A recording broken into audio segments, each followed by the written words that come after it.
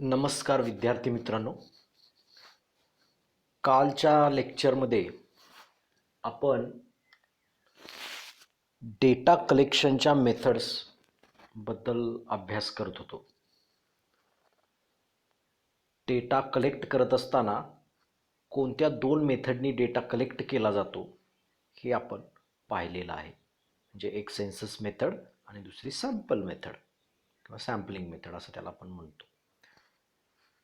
तुमच्या स्टडीच्या अंडर येणारे जेवढे सगळे इंडिव्हिज्युअल्स आहेत त्या सगळ्या इंडिव्हिज्युअलवरचा जर डेटा आपण कलेक्ट केला तर that is nothing but the census किंवा त्याला सेन्सस मेथड असं म्हणतात. म्हणजे आपला पॉप्युलेशन सेन्सस जो आहे that is one type of example of a census method.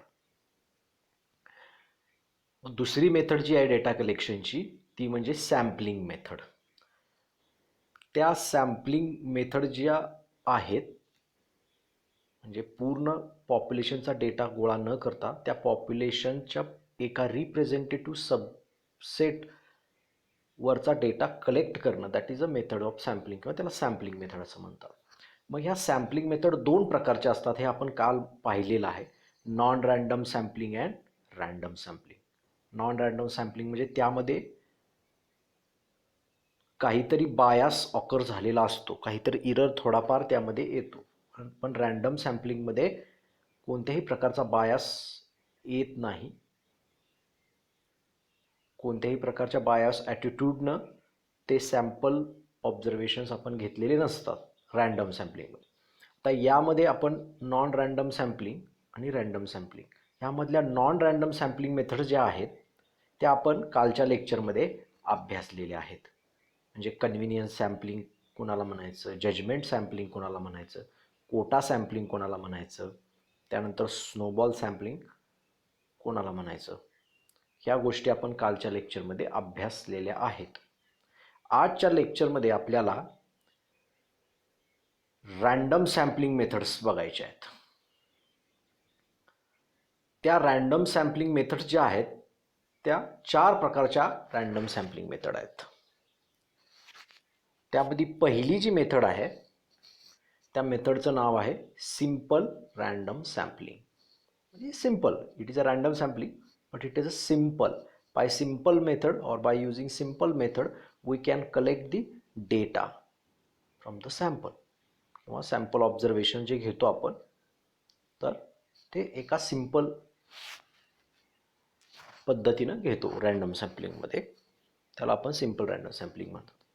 आता हे सिंपल रँडम सॅम्पलिंग म्हणजे का म्हणायचं त्याला सिंपल रँडम सॅम्पलिंग? ते रँडम सॅम्पलिंग तर आहे म्हणजे त्यामध्ये कोणत्याही प्रकारचा बायस येत नाही आहे किंवा बायसला ॲटिट्यूड आपण ठेवू शकत नाही रँडम सॅम्पलिंग असल्या कारणानं. मग ते सिंपल का म्हणायचं? तर तुमच्या पॉप्युलेशनमधले जेवढे युनिट्स आहेत सॅम्पलिंग युनिट्स त्याला आपण म्हणतो की ज्याच्यावरचा डेटा आपण घेऊ शकतो असे युनिट्स त्याला सॅम्पलिंग युनिट्स आपण असं म्हणू शकतो. तर त्या प्रत्येक सॅम्पलिंग युनिटची तुमच्या सॅम्पलमध्ये सिलेक्ट होण्याची जी प्रोबॅबिलिटी असते, शक्यता असते, ती प्रत्येकाची समान असते. Every sampling unit has a equal probability or equal chance to be selected in the sample. म्हणून त्याला आपण काय म्हणतो? सिंपल रँडम सॅम्पलिंग असं म्हणतो. म्हणजे माझ्याकडं समजा 100 सॅम्पलिंग युनिट्स आहेत किंवा 100 इंडिव्हिज्युअल्स आहेत पॉप्युलेशनमध्ये, तर पहिल्या इंडिव्हिज्युअलची तुमच्या सॅम्पलमध्ये सिलेक्ट होण्याची जी शक्यता आहे तीच 100व्या इंडिव्हिज्युअलची असणार आहे. म्हणजे प्रत्येकाला आपण समान संधी ज्या पद्धतीनं म्हणतो तर every unit in the population has an equal chance to be selected in your sample. म्हणून त्याला आपण सिंपल रँडम सॅम्पलिंग असं म्हणत असतो. आता ह्या सिंपल रँडम सॅम्पलिंगचे 2 टाईप्स पडतात. पहिला जो टाईप आहे त्याला आपण simple random sampling with replacement असं म्हणतो. आणि दुसरा जो टाईप आहे त्याला simple random sampling without replacement असं म्हणतो. तर त्यामधली simple random sampling with replacement म्हणजे काय, तर त्या नावामध्ये दिल्याप्रमाणे की समजा आपण पॉप्युलेशनमधला एखादा इंडिव्हिज्युअल सॅम्पलमध्ये सिलेक्ट केला. आता माझ्या सॅम्पलमध्ये त्याला मी सिलेक्ट केला आहे. म्हणजे उदाहरणार्थ मला काय करायचं आहे, तर एक 5 विद्यार्थ्यांची टीम बनवायची आहे. माझ्याकडं टोटल माझा पूर्ण 50 विद्यार्थ्यांचा क्लास आहे, वर्ग आहे. आणि त्यातून मला काय करायचं आहे, 5 विद्यार्थ्यांची टीम बनवायची आहे सिम्पल रँडम सॅम्पलिंग मेथडनी समजा. तर किंवा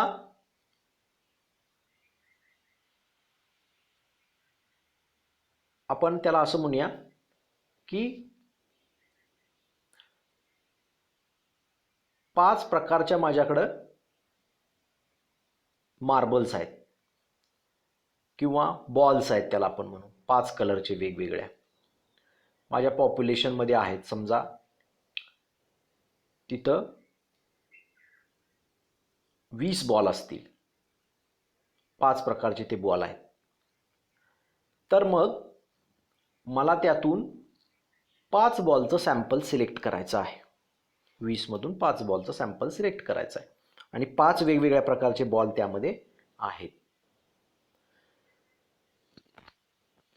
तर मी त्यातला एक बॉल जर सिलेक्ट केला सॅम्पलमध्ये रँडम मेथडनी, रँडम म्हणजे कसं करतो आपण त्याला, it has a equal chance. मग ते कसं आपण चिठ्ठ्या टाकून जी चिठ्ठी ज्या बॉलच्या नंबरची येईल, ज्या नंबरच्या विद्यार्थ्याची येईल किंवा काय येईल, तर तो युनिट तुमच्या सॅम्पलमध्ये काय होणार आहे, सिलेक्ट होणार आहे. त्याला लॉटरी मेथड असं सुद्धा म्हणतात, चिट्स करून किंवा रँडम नंबर वापरून सुद्धा करतात. कॅल्सीवरती सायंटिफिक कॅल्सी जो असतो त्या सायंटिफिक कॅल्सीवरती रँडम नंबर्स असतात आणि रँडम नंबर्सचा यूज करून सुद्धा हे सिम्पल रँडम सॅम्पल काय केलं जातं, सिलेक्ट केलं जातं. म्हणजे तुम्हाला जर समजा 100 इतके युनिट असतील तुमच्या पॉप्युलेशनमध्ये, तर तुमच्या रँडम नंबर जे काही तुम्ही कॅल्सीवरती जनरेट करणार आहात, तर त्यातला रँडम नंबर तुमच्या पॉप्युलेशन युनिटमधल्या एखाद्या इंडिव्हिज्युअलच्या नंबरशी, त्याला आपण नंबरिंग केलं समजा, तर इंडिव्हिज्युअलच्या नंबरिंगशी जर इक्विव्हॅलंट असेल, समजा रँडमली तुम्ही सिलेक्ट केलेला नंबर जर समजा 54 आला, तर 54वा जे काही इंडिव्हिज्युअल असेल तो तुमच्या सॅम्पलमध्ये सिलेक्ट होईल. हे रँडम नंबरवरून सॅम्पल सिलेक्ट करण्याची मेथड आहे. म्हणजे 2 पद्धती आहे, लॉटरी आणि रँडम नंबरवरून सिलेक्ट करण्याच्या 2 मेथड आहेत तुमच्या सिम्पल रँडम सॅम्पल. आता simple random sampling with replacement म्हणजे काय हे आपण बघतोय. तर समजा आपण 2 मिनटं गृहीत धरूया की त्या चिठ्ठ्या आहेत किंवा बॉल आहेत. समजा चिठ्ठी आपण 5 नावाच्या चिठ्ठ्या आपण काढणार आहोत किंवा 5 नंबरच्या चिठ्ठ्या आपण काढणार आहोत. ओके, तर मी काय केलं, तर पहिल्यांदा एक चिठ्ठी काढली, त्यामध्ये नंबर समजा 7 आला. तर ती आलेली चिठ्ठी 7 नंबर हा आपण लिहून घेतला, माझ्या सॅम्पलमधला तो युनिट आहे. तो 7 हा नंबर इंडिव्हिज्युअल जो काय असेल, कोण विद्यार्थी असेल, अजून काय दुसरा 7व्या नंबरचा बॉल असेल, अजून काही दुसरं जे काय आपण पॉप्युलेशनमध्ये घेतलेलं आहेत गोष्टी, 7व्या नंबरचा झाड असेल, अजून काही असेल, किंवा 7 हा रोल नंबर असेल एखाद्या विद्यार्थ्याचा, तर 7व्या नंबरचा जे काही इंडिव्हिज्युअल असेल तो तुमच्या सॅम्पलमध्ये काय होईल, सिलेक्ट होईल. मग आता हा इंडिव्हिज्युअल सिलेक्ट केल्यानंतर ती जी चिठ्ठी आहे किंवा तो इंडिव्हिज्युअल जो आहे तो आपण ओरिजिनल पॉप्युलेशनमध्ये जर परत रिप्लेस केला, ठेवून दिली ती चिठ्ठी परत, जे आपले काय पॉप्युलेशनमधल्या चिठ्ठ्या होत्या ओरिजिनल त्यामध्ये परत ठेवून दिली आणि पुढचा ड्रॉ किंवा पुढची चिठ्ठी काढायच्या अगोदर ती चिठ्ठी आपण टाकून दिली आणि मग पुढची चिठ्ठी काढली. म्हणजे if we replace our selected unit in our population before the next draw takes place, in that situation we say that there is a simple random sampling with replacement. त्या प्रकारच्या सॅम्पलिंगला काय म्हणायचं, simple random sampling with replacement. We should replace our sampling unit in the population before the next draw takes place. पुढची चिठ्ठी काढायच्या अगोदर आपण ओरिजिनल चिठ्ठी जी काय अगोदर पहिला जो सिलेक्ट झालेला आहे त्याला परत सॅम्पलमध्ये ठेवून दिला. ह्यामुळं काय होतं तर एखादा इंडिव्हिज्युअल जो असतो तो तुमच्या सॅम्पलमध्ये एकपेक्षा जास्त वेळा येऊ शकतो.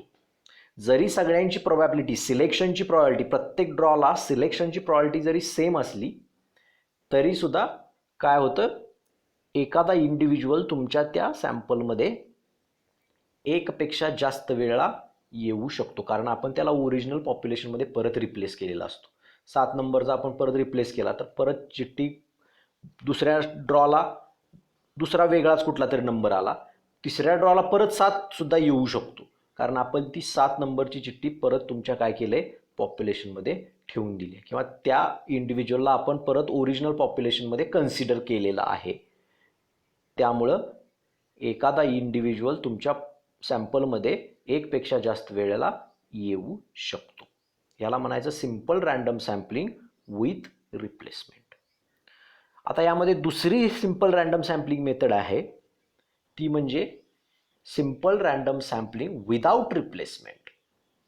म्हणजे ज्या काही तुम्ही चिठ्ठ्या केलेल्या आहेत किंवा जे काही तुमचं पॉप्युलेशन आहे त्या पॉप्युलेशनमधला तुम्ही एखादा युनिट सिलेक्ट केला तुमच्या सॅम्पलमध्ये चिठ्ठ्या टाकून म्हणजे लॉटरी मेथडने किंवा रँडम नंबर यूज करून तो सिलेक्ट झाला तर सिलेक्ट झालेला सॅम्पलिंग युनिट तुमच्या ओरिजिनल पॉप्युलेशनमध्ये परत तुम्ही रिप्लेस करायचा नाही, परत ठेवायचा नाही. एकदा निघालेली चिठ्ठी तर ती चिठ्ठी परत तुमच्या ओरिजिनल पॉप्युलेशनमध्ये ठेवायची नाही. We should kept aside from the population and next draw is takes place. म्हणजे दुसरा ड्रॉ काढायच्या अगोदर जो पहिल्या ड्रॉमध्ये जी निघालेली चिठ्ठी आहे किंवा जे आलेलं सॅम्पलिंग युनिट आहे ते काय करायचं बाजूला ठेवायचं तुमच्या पॉप्युलेशनमधून. ह्या पद्धतीच्या सिंपल रँडम सॅम्पलिंग मेथडला काय म्हणायचं simple random sampling without replacement. The name suggest without replacement म्हणजे रिप्लेसमेंट शिवाय जे काय सॅम्पलमध्ये अगोदर सिलेक्ट झालेलं सॅम्पलिंग युनिट आहे त्याच्या ओरिजिनल पॉप्युलेशनमध्ये रिप्लेसमेंट शिवाय आपण पुढचा ड्रॉ काय करायचा पुढचं सॅम्पलिंग युनिट ड्रॉ करायचं. This is nothing but the simple random sampling without replacement. आता ह्यामध्ये काय होतं तर प्रत्येक सॅम्पलिंग युनिट जो आहे तो प्रत्येक सॅम्पलिंग युनिट हा फक्त एकदाच तुमच्या सॅम्पलमध्ये ऑकर होतो. मगाशी कसं होत होतं विथ रिप्लेसमेंटमध्ये तर जो सॅम्पलिंग युनिट आहे तो सॅम्पलिंग युनिट तुमच्या सॅम्पलमध्ये एकपेक्षा जास्त वेळा येण्याची शक्यता होती. परंतु सिंपल रँडम सॅम्पलिंग विदाउट रिप्लेसमेंटमध्ये काय होतं जो सिलेक्ट झालेला सॅम्पलिंग युनिट आहे तो फक्त एकदाच तुमच्या सॅम्पलमध्ये येऊ शकतो. दोनदा येण्याचं ऑकर होण्याचं किंवा एकपेक्षा जास्त वेळा ऑकर होण्याची कुठलीही तिथं चान्स किंवा प्रॉबिलिटी असत नाही. आणि असं असताना प्रत्येक पॉप्युलेशनमधला जो युनिट आहे तो प्रत्येक पॉप्युलेशनमधला युनिट जो तुमच्या सॅम्पलमध्ये सिलेक्ट होणार आहे तर ते सिलेक्शनची जी प्रॉबिलिटी असते किंवा चान्स असतो तो परत इक्वल असतो at each draw. So in this वे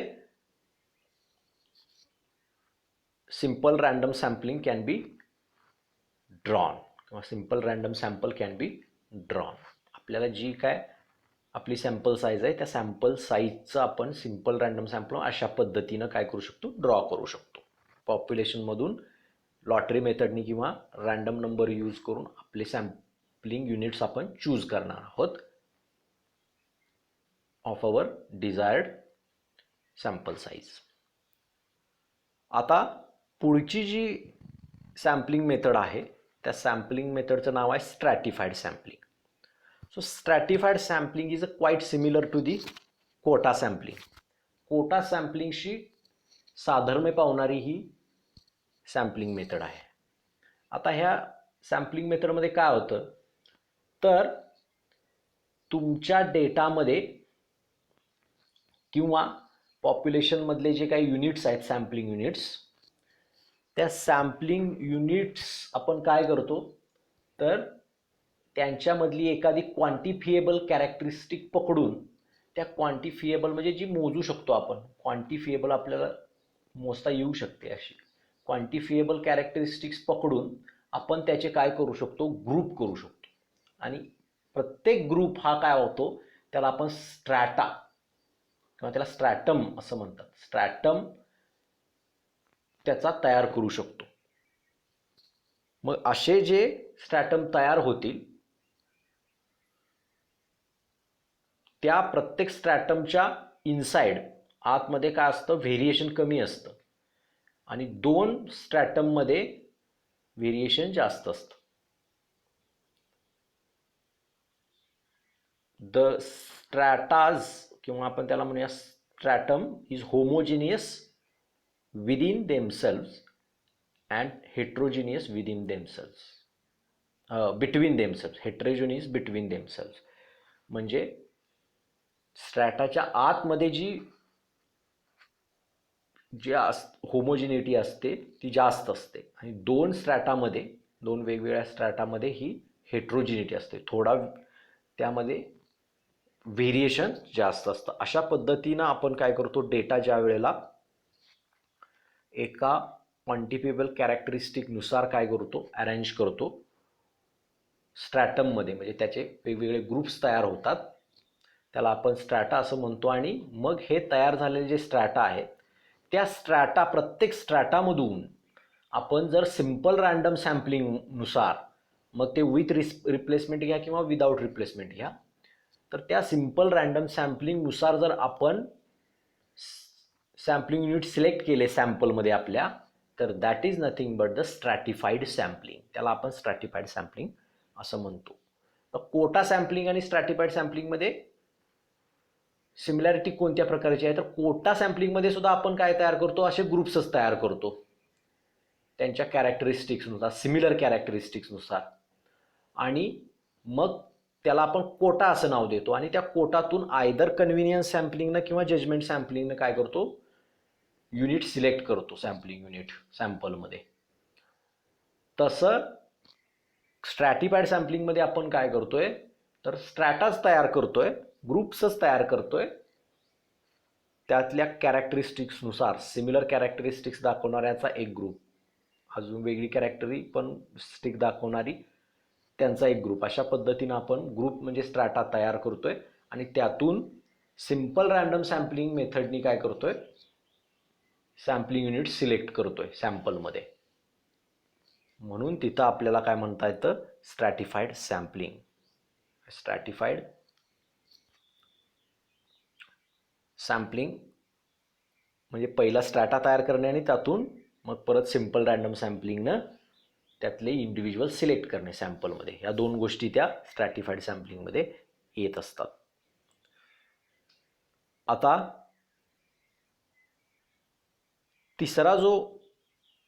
तिसरी जी मेथड आहे, सिस्टमॅटिक सॅम्पलिंग मेथड. तर त्या तिसऱ्या मेथडमध्ये आपण काय करतो, सिस्टमॅटिक सॅम्पलिंग मेथडमध्ये सिस्टमॅटिकली आपण त्याचं सॅम्पलिंग करतो. त्यामध्ये पहिल्यांदा आपण काय करतो, तर आपला जो सगळा डेटा आहे तो पॉप्युलेशनमधला डेटा, तर तो सगळा पॉप्युलेशनमधला डेटा किंवा त्याला आपण सॅम्पलिंग युनिट्स म्हणूया, तर ते सगळे सॅम्पलिंग युनिट्स काय करतो, एका ऑर्डरनी अरेंज करतो, ऑर्डरमध्ये अरेंज करतो. मग ती ऑर्डर असेंडिंग असेल, डिसेंडिंग असेल, किंवा एखादी अल्फाबेटिकल ऑर्डर असेल किंवा क्रोनॉलॉजिकल ऑर्डर असेल, अशा कुठल्याही ऑर्डरनुसार आपण काय करायचं, तो डेटा आधी अरेंज करायचा. तो अरेंज केल्यानंतर आपल्याला सॅम्पलिंग इंटरवल ठरवावी लागते. तर सॅम्पलिंग इंटरवल आपण कशी ठरवतो, तर आपली जी काय पॉप्युलेशनची साईज असेल, number of individuals in the population, त्याला आपण पॉप्युलेशन साईज असं म्हणतो, कॅपिटल एननं त्याला डिनोट करतो. आणि sample size, number of individuals in the sample, त्याला आपण सॅम्पल साईज म्हणतो, दॅट इज स्मॉल एन आपण त्याला डिनोट करतो. तर capital N divided by small N केलं तर त्याचं जे उत्तर मिळतं, त्या उत्तराचा नियरेस्ट इंटिजर जो असेल, that is our sampling interval, त्याला आपण सॅम्पलिंग इंटरवल असं म्हणतो आपले. ओके, तो इंटिजर असेल तर आपण लिनियर सिस्टमॅटिक सॅम्पलिंग मेथड वापरतो. आणि जो तो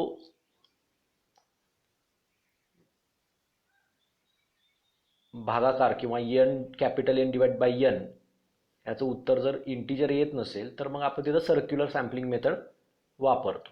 पण आपण तुर्तास काय करूया, लिनियर सॅम्पलिंग मेथड पाहूया. मग capital N upon small N that is equal to K. K is a sampling interval. ती सॅम्पलिंग इंटरवल जर समजा तुमची इंटिजर आली तर काय करायचं, जी काय आपण ऑर्डर तयार केलेली आहे आपल्या सॅम्पलिंग युनिटची क्रोनॉलॉजिकल ऑर्डरनुसार किंवा अल्फाबेट ऑर्डरनुसार, मग त्याला काहीतरी नंबरिंग आला असेल, म्हणजे थोडक्यात त्याचे रोल नंबर आले असतील. म्हणजे आता क्लासमधले विद्यार्थी आहेत तर त्यांचे काय केले जातात, रोल नंबर ज्या वेळा असाइन केले जातात त्यावेळा त्यांना काय केलं जातं, कुठल्या तरी एका ऑर्डरमध्ये ऑर्गनाईज केलं जातं. म्हणजे त्यांच्या नावाच्या इनिशियलवर असून किंवा सरनेमच्या इनिशियलवरून असेल अल्फाबेटिकली. त्यामुळं त्याचे जे सिरियल नंबर येतात त्या सिरियल नंबरवरून आपण सॅम्पलिंग इंटरवल ठरवायची. मग ती सॅम्पलिंग इंटरवल समजा capital N divide by N समजा 7 असेल तर पहिले 7 जे आहेत त्या पहिल्या 7 युनिट्समधून रॅन्डमली आपण एक युनिट सिलेक्ट करायचा. समजा पहिल्या 7 मधून 2 नंबरचा युनिट रॅन्डमली सिलेक्ट झाला. 2 नंबरचा युनिट, 2 हा नंबर नव्हे, 2 नंबरचा युनिट, 2 नंबरचा विद्यार्थी असेल, 2 नंबरचा चेंडू असेल, 2 नंबरची चिठ्ठी असेल, अजून काही असेल. अशा पद्धतीने दुसऱ्या नंबरचा जो इंडिव्हिज्युअल असेल तो आपल्या सॅम्पलिंग किंवा सॅम्पलमध्ये सिलेक्ट होईल. त्यानंतर काय करायचं, मग आता पहिल्या 7 मधून आपण काढलं, पहिली सॅम्पलिंग इंटरव्ह्यूची गृहीत धरली, तर आता त्याचा नंबर जो आहे, 2 नंबर जो आहे सिरियल नंबर, त्यामध्ये आपली सॅम्पल इंटरवल ॲड करायची. सॅम्पलिंग इंटरवल, ती सॅम्पलिंग इंटरवल 7 आहे तर 2 + 7 किती होईल, 9. तर 9 सिरियल नंबर असणारा जो इंडिव्हिज्युअल आहे तो इंडिव्हिज्युअल आपल्या सॅम्पलमध्ये काय होईल, सिलेक्ट होईल. परत 9 + 7, 9 प्लस दॅट सॅम्पलिंग इंटरवल, 9 + 7 केल्यानंतर 16 आपल्याला मिळेल, 16. तर 16व्या नंबरचा जो इंडिव्हिज्युअल असेल that will be selected in our sample. अशा पद्धतीनं आपण काय करत जायचे, सॅम्पलमधले युनिट सिलेक्ट घेत जायचे सॅम्पलमध्ये पॉप्युलेशनवरून. मग आपल्याला जेवढ्या साईजचं सॅम्पल पाहिजे तेवढ्या साईजचं सॅम्पल मिळाल्यानंतर वी शुड स्टॉप देअर. अशा पद्धतीने काय केलं जातं, सिस्टमॅटिकली ते जे सॅम्पल आहे ते सॅम्पल सिलेक्ट केलं जातं. त्याला आपण काय म्हणतो, सिस्टमॅटिक सॅम्पलिंग असं म्हणत असतो. आता त्यानंतरचा जो पार्ट आहे, नेक्स्ट पार्ट, त्याला आपण क्लस्टर सॅम्पलिंग असं म्हणतो. आता क्लस्टर सॅम्पलिंग जे असतं त्या क्लस्टर सॅम्पलिंगमध्ये काय होतं, आता क्लस्टर कशाला म्हणायचं ते पहिल्यांदा आपण बघू. एक ग्रुप ऑफ इंडिव्हिज्युअल्स, त्याला आपण क्लस्टर म्हणतो, which has all type of variations, ज्याला आपण काय म्हणतोय, क्लस्टर असं म्हणतोय, इंडिव्हिज्युअलचा ग्रुप. तर मग काय होतं क्लस्टर सॅम्पलिंगमध्ये, तर क्लस्टर सॅम्पलिंगमध्ये आपलं जे सॅम्पलिंग युनिट असतं, आपण ह्याच्या अगोदर काय करत होतो, एक युनिट, एक फक्त इंडिव्हिज्युअल, त्याला आपण सॅम्पलमध्ये सिलेक्ट करत होतो. पण क्लस्टर सॅम्पलिंगमध्ये काय असतं, तर आपलं जे पॉप्युलेशन आहे, total population, that is divided into different or various clusters. Various क्लस्टर्सनी काय होतं, ते पॉप्युलेशन बनत असतं. म्हणजे उदाहरणार्थ तुमचा क्लास आहे एखादा, तर त्या क्लासमध्ये वेगवेगळ्या भागातून येणारे विद्यार्थी, त्यांचा क्लस्टरनी तो क्लास बनलेला असतो. म्हणजे एक अमुक गावावरून येणारे विद्यार्थी किंवा अमुक रूटने येणारे विद्यार्थी त्यांचं क्लस्टर, परत दुसऱ्या रूटवरून येणारे त्यांचं क्लस्टर, तिसऱ्या रूट येणारे त्यांचं क्लस्टर, अशा क्लस्टरने तुमचं टोटल पॉप्युलेशन म्हणजे क्लास तयार झालेला असतो.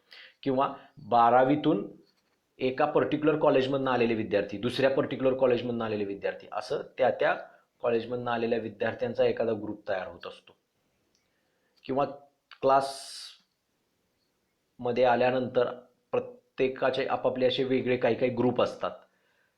अशा जे ग्रुप असतात तयार होतात त्याला आपण क्लस्टर्स म्हणतो. आणि आपलं जे आता सॅम्पलिंग युनिट आहे ते sampling unit is nothing but our cluster. म्हणजे एक विद्यार्थी सिलेक्ट करायच्या ऐवजी काय करायचं, आपण त्या विद्यार्थ्याचा ग्रुपच आपलं सॅम्पलिंग युनिट कन्सिडर करायचा आणि तो ग्रुपच ॲज अ सॅम्पलिंग युनिट म्हणून तुमच्या सॅम्पलमध्ये काय करायचा, सिलेक्ट करायचा. त्या मेथडला आपण क्लस्टर सॅम्पलिंग मेथड असं म्हणतो. तर हे क्लस्टर सॅम्पलिंग पुढे जाऊन मल्टीस्टेज सॅम्पलिंग होते. म्हणजे आता समजा उदाहरणार्थ आपला सांगली जिल्हा आहे किंवा महाराष्ट्र राज्य आहे. महाराष्ट्र राज्य हे जर टोटल आपलं पॉप्युलेशन गृहीत धरलं तर महाराष्ट्र राज्य काय झालंय तर वेगवेगळ्या जिल्ह्यांनी म्हणलंय. सो हे जे जिल्हे आहेत that are nothing but the clusters, group of individuals, ह्याला म्हणायचं क्लस्टर्स. तर आपण पहिल्यांदा काय करणार, पहिल्या स्टेपमध्ये तर मला समजा गावांचा अभ्यास करायचा आहे तर मी पहिल्या स्टेपमध्ये माझे जिल्हे ॲज अ क्लस्टर म्हणून मी काय करणार, निवडणार. 35 जिल्ह्यापैकी काही ठराविक जिल्हे मी निवडणार. आता इथं जिल्ह्यामध्ये म्हणजे काय झाला, माझा सॅम्पल युनिट, म्हणजे सॅम्पलमध्ये तेवढे युनिट आले. आणि मग एकदा ते युनिट सॅम्पलिंग युनिट म्हणून मी कन्सिडर केले की त्यातल्या प्रत्येक इंडिव्हिज्युअल गावावरचा अभ्यास करायचा. That is nothing but the cluster sampling. किंवा तुम्ही ते मल्टीस्टेज सॅम्पलिंग करू शकता. म्हणजे पहिल्या स्टेपला तुम्ही जिल्हे सिलेक्ट केले, नेक्स्ट स्टेपला त्या जिल्ह्यातले तालुके सिलेक्ट करणार, त्याच्या नेक्स्ट स्टेपला तालुक्यातली मग गावं सिलेक्ट करणार. That is nothing but the multi stage sampling. म्हणजे ज्या पद्धतीनं तुम्ही स्टेज करता त्या पद्धतीनं तुमचे त्या stage 2 stage sampling, 3 stage sampling आणि मल्टी स्टेज सॅम्पलिंग अशा पद्धतीनं त्या काय होतात, आपल्या स्टेजेस जशा वाढत जातील तसं त्याला मल्टी स्टेज सॅम्पलिंग असं आपण त्याला म्हणत असतो. So multi stage sampling is a part of a cluster sampling. Cluster सॅम्पलिंगचाच कन्सेप्ट घेऊन ते मल्टी स्टेज सॅम्पलिंग वगैरे आपण निवडलेलं असतं. So in this way there are the random sampling methods which can be used to collect the data from the population. पॉप्युलेशनवरून तुमचा data collect करण्यासाठी या मेथड्सनी तो डेटा कलेक्ट केला जातो. म्हणजे आपली सॅम्पल साईज काहीतरी ठराविक आहे, म्हणजे मला 100 माझे टोटल पॉप्युलेशनमध्ये युनिट असतील सॅम्पल युनिट, तर मला त्यातल्या फक्त 25 वरतीच अभ्यास करायचा आहे. पण मग नेमका कोणत्या 25 वरचा अभ्यास करायचा, ते नेमके 25 कोण, हे त्या आपल्या सॅम्पलिंग मेथड्सवरून ठरतं. म्हणजे सॅम्पलिंग मेथडवरून आपल्याला ते 25 कोण घ्यायचे ते तुमच्या सॅम्पलिंग मेथडवरून ठरतं. So these are nothing but the sampling methods. आणि त्याला आपण प्रोबॅबिलिटी मेथड्स ऑफ सॅम्पलिंग म्हणतो, कारण इथं प्रत्येक सिच्युएशनमध्ये किंवा प्रत्येक मेथड्समध्ये प्रोबॅबिलिटीचा विचार करून काय केलेलं असतं, ती मेथड डिराईव्ह केलेली असते. सो ह्या ज्या मेथड आहेत रँडम सॅम्पलिंग मेथड्स, म्हणजे simple random sampling, स्ट्रॅटिफाईड sampling, systematic sampling, cluster sampling, तर ह्या सगळ्या मेथड ज्या आहेत त्याला आपण प्रॉबॅबिलिटी मेथड्स ऑफ सॅम्पलिंग असं सुद्धा म्हणतो. तुम्हाला मल्टिपल चॉईस क्वेश्चनमध्ये एखादा प्रश्न असाही असेल, which of the following is a probability method of sampling. त्यामध्ये कन्व्हिनियन्स सॅम्पलिंग देतील, जजमेंट सॅम्पलिंग देतील, कोटा सॅम्पलिंग देतील आणि क्लस्टर सॅम्पलिंग देतील. तर cluster sampling is a probability method of sampling.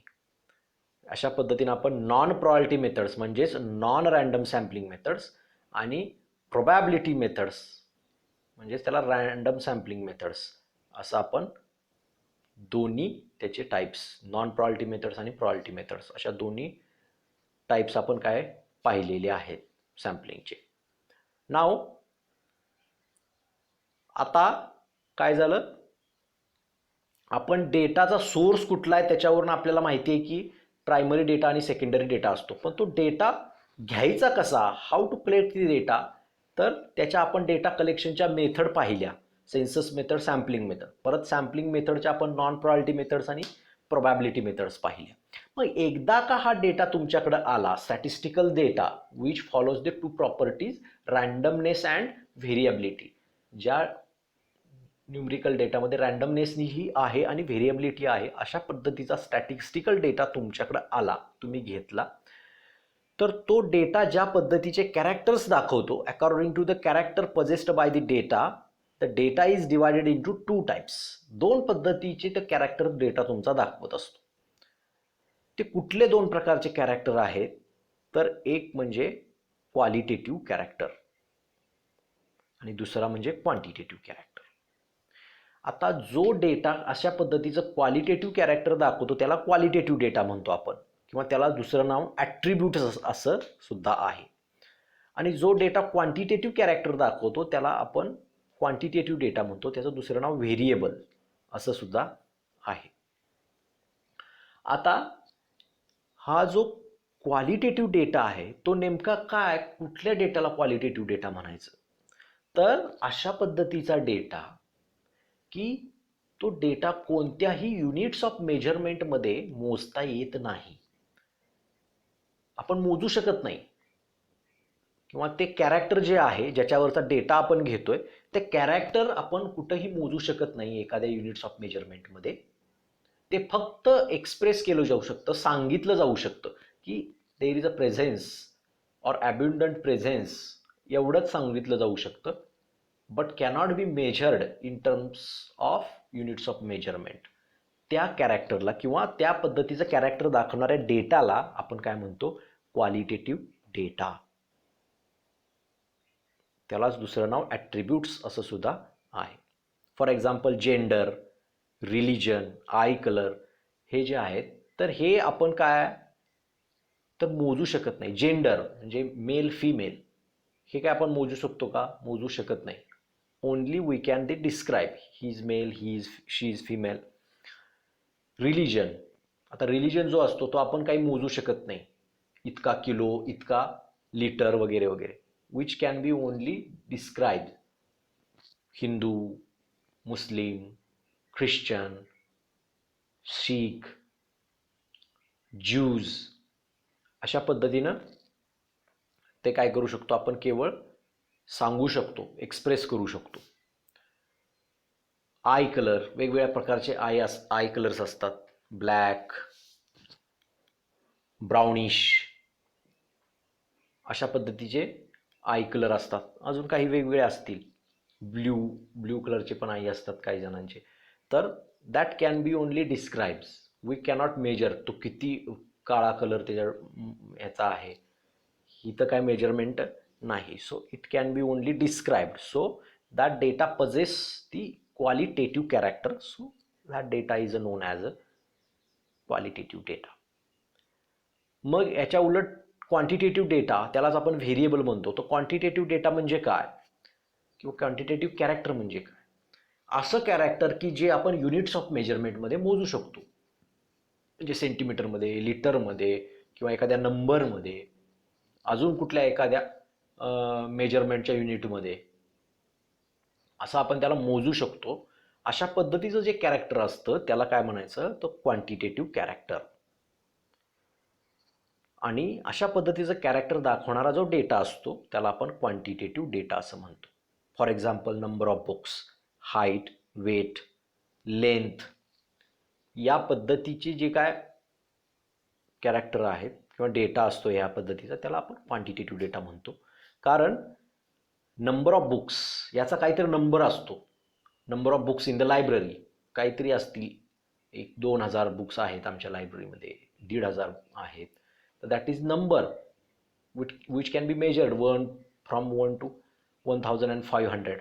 1 पासून आपण 1,500 पर्यंत आपण काय मोजू शकतो, त्याला काउंट करू शकतो.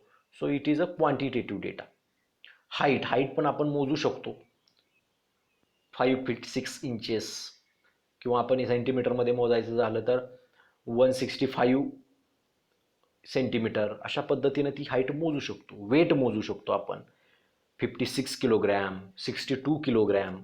या kilogram is nothing but the units of measurements.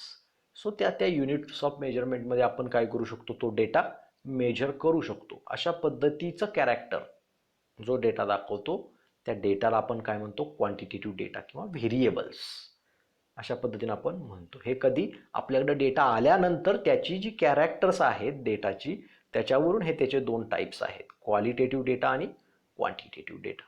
आता क्वालिटेटिव्ह डेटाच्या बाबतीमध्ये आपल्याला फारसं काय या सिलेबसमध्ये बघायचं नाही आहे. Only we can classify that data और त्याच्या संदर्भातलं क्लासिफिकेशन फक्त आपण बघायचं आहे. क्वांटिटेटिव्ह डेटाच्या संदर्भात जो काही डेटा आपल्याकडे आहे त्याचं ॲनालिसिस, इंटरप्रिटेशन कसं करायचं किंवा त्याचं प्रेझेंटेशन कसं करायचं, टॅब्युलेशन कसं करायचं हे सुद्धा आपण बघून ॲनालिसिस कसं करायचं हे आपल्याला अभ्यासायचं आहे. सो मग असा पद्धतीचा डेटा असेल तर आपण तो डेटा कसा क्लासिफाय करतो? How can be data is classified? That is nothing but the classification of a data. तर तिथं आपल्याकडं 4 मेथड्स ऑफ क्लासिफिकेशन आहेत. 4 पद्धतीनं आपण डेटाचं काय करू शकतो? क्लासिफिकेशन करू शकतो. त्या कुठल्या कुठल्या आहेत? तर एक geographical method of classification, chronological method of classification, qualitative classification आणि क्वांटिटेटिव्ह क्लासिफिकेशन. आता जिओग्राफिकल क्लासिफिकेशन जे आहे तर हे कसं करू शकतो आपण? तर आपला डेटा ज्या जिओग्राफिकल एरियामधला आहे त्यानुसार त्याचं आपण काय करणार आहोत? क्लासिफिकेशन करणार आहोत. म्हणजे समजा एखादं पिकाचं प्रोडक्शन आहे तर जिओग्राफिकल एरियानुसार आपण समजा सांगलीमधलं ऊसाचं उत्पादन, कोल्हापूरमधलं ऊसाचं उत्पादन, त्यानंतर सातारा जिल्ह्यातलं ऊसाचं उत्पादन, असं जिओग्राफिकल एरियानुसार आपण जर ते लिहिलं, क्लासिफाय केलं तर that is nothing but the geographical method of classification. Geographical area हा त्याचा पॅरामीटर घेऊन आपण काय केलं? एखादा डेटा जर क्लासिफाय केला तर that is a geographical method of classification किंवा त्या पद्धतीचं ते क्लासिफिकेशन असू शकेल. दुसरं क्रोनॉलॉजिकल मेथड. तर क्रोनॉलॉजिकल मेथडनी कसं आपण क्लासिफिकेशन करू शकतो? तर तुमच्याकडं वेगवेगळ्या टाईम बाउंडचा डेटा असतो, म्हणजे वेगवेगळ्या काळातला डेटा तुमच्याकडं असतो. म्हणजे समजा 2005चं साखरेचं उत्पादन, 2006चं साखरेचं उत्पादन, 2007चं साखरेचं उत्पादन, अशा पद्धतीनं तुमच्याकडे काय असतो? इयर वाईज तो डेटा असतो टाईम बाउंडमध्ये. किंवा मग ऊसाखालील क्षेत्र, 2005 साली किती ऊसाखाली क्षेत्र होतं, 2006 साली ऊसाखालील क्षेत्र किती होतं, या पद्धतीनं त्या डेटाचं म्हणजे एखाद्या टाईम फॅक्टर गृहीत धरून जर तुम्ही डेटाचं क्लासिफिकेशन केलं तर that is a chronological classification. त्या पद्धतीनं क्रोनॉलॉजिकल क्लासिफिकेशन आपल्याला करता येऊ शकतं. आता नेक्स्ट जे आहे ते क्वालिटेटिव्ह क्लासिफिकेशन. क्वालिटेटिव्ह म्हणजे काय? त्यामध्ये ज्या पद्धतीची क्वालिटी प्रेझेंट आहे किंवा नाही यानुसार ते क्लासिफिकेशन आपण करू शकतो. स्मोकर्स, नॉन स्मोकर्स, म्हणजे स्मोकिंग हॅबिट हे क्वालिटेटिव्ह कॅरेक्टर आपण गृहीत धरलं तर स्मोकर्स आणि नॉन स्मोकर्स असं तुमचं पॉप्युलेशनचं काय होणार? क्लासिफिकेशन होणार. टोटल पॉप्युलेशन 100 असेल तर त्यामध्ये स्मोकर्स समजा 25 आहेत, नॉन स्मोकर्स 75 आहेत. तर this is nothing but the qualitative classification. आता ते क्वालिटेटिव्ह क्लासिफिकेशन जे असतं ते सिम्पल आणि मॅनिफोल्ड अशा प्रकारचं क्लासिफिकेशन असतं. सिम्पल म्हणजे सिम्पल टेबल, 2 भागामध्ये डिवाइड झालेला टेबल असतो, त्याला आपण 2 किंवा 3 भागामध्ये जे काय असेल क्वालिटेटिव्ह कॅरेक्टरिस्टिक्सनुसार त्याला आपण सिम्पल म्हणतो. मॅनिफोल्ड म्हणजे काय? तर एकाच कॅरेक्टरचे अजून काही सब ग्रुप्स पडत असतील तर मग तिथं मॅनिफोल्ड क्लासिफिकेशन होतं. खाली मी त्याचे टेबल्स तुम्हाला परत दाखवणार आहे, त्या पद्धतीने तुम्हाला ते लक्षात येईल.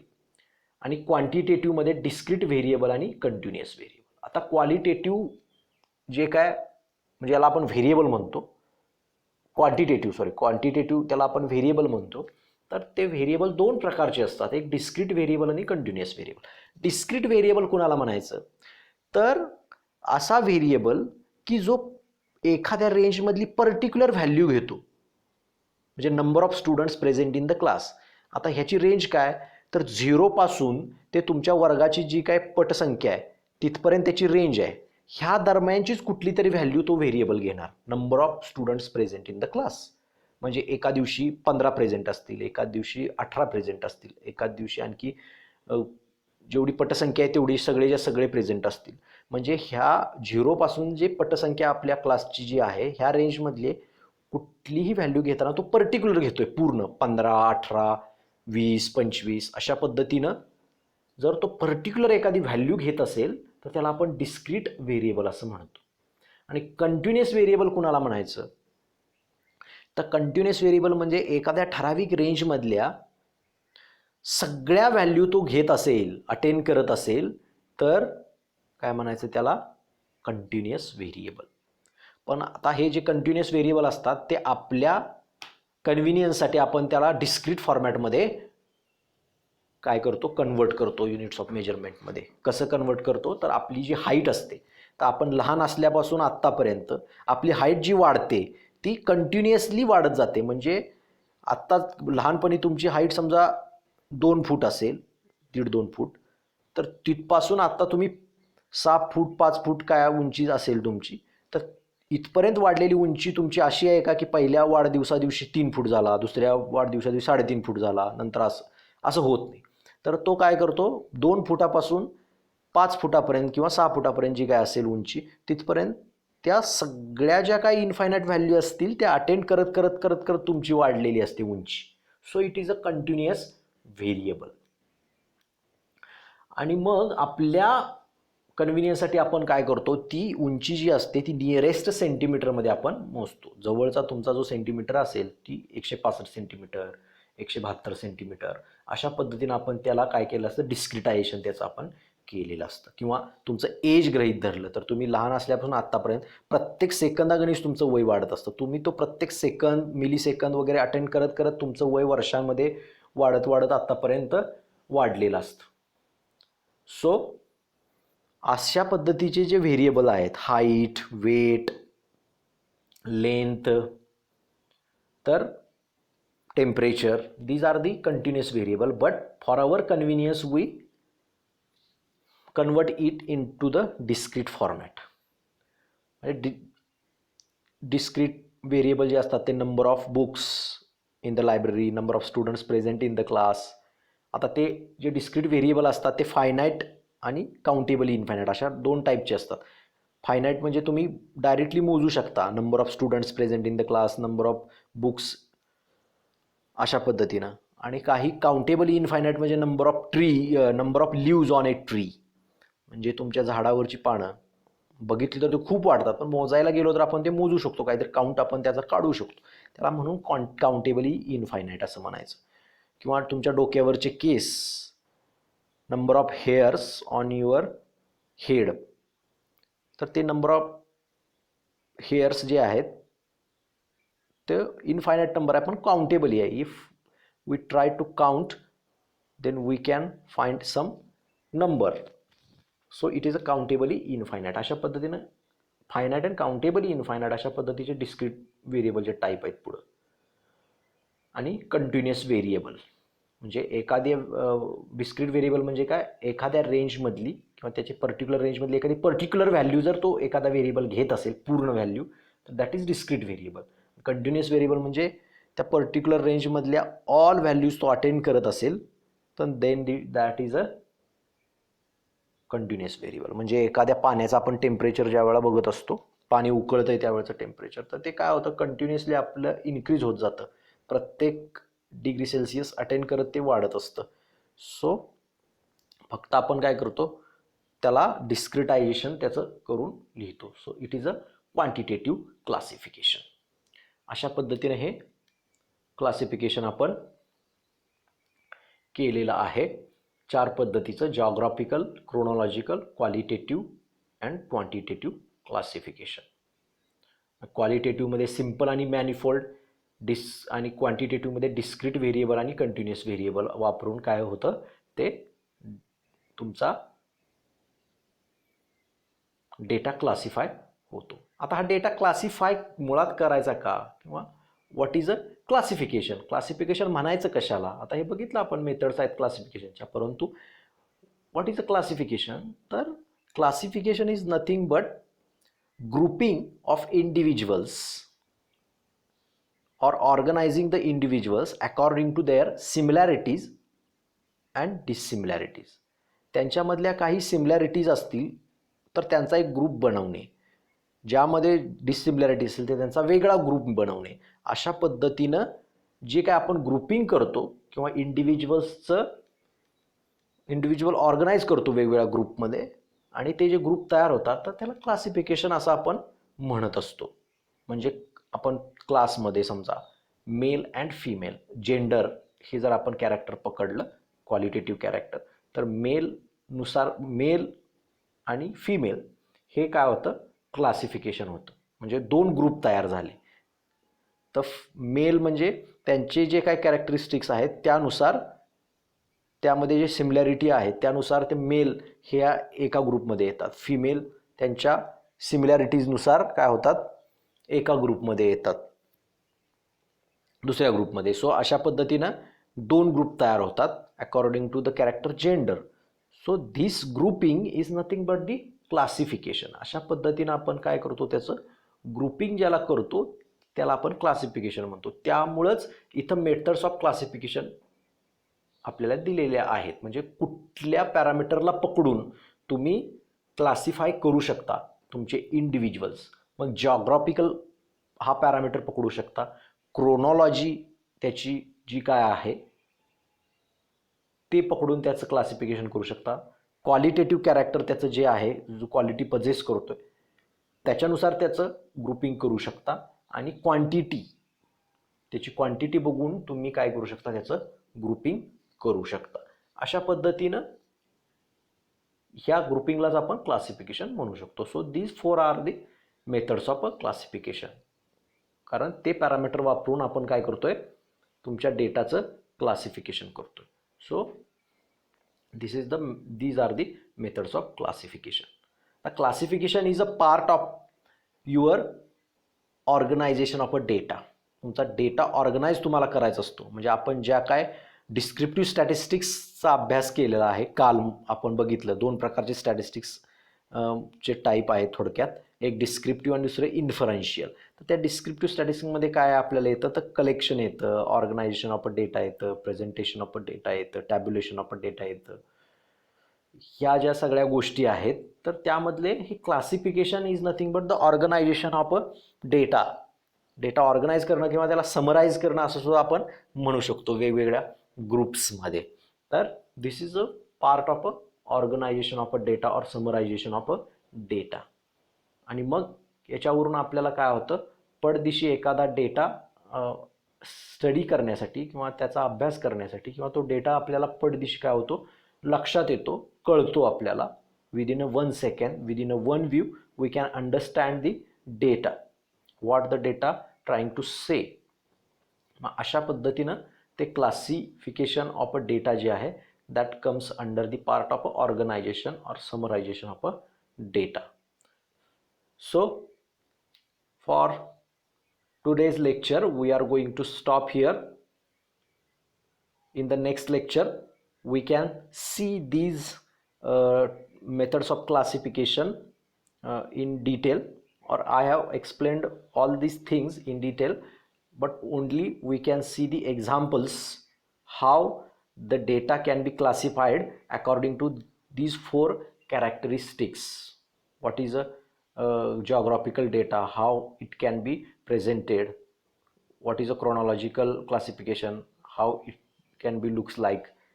So in the next lecture we can see these kind of things. So for today we are going to stop here. Thank you.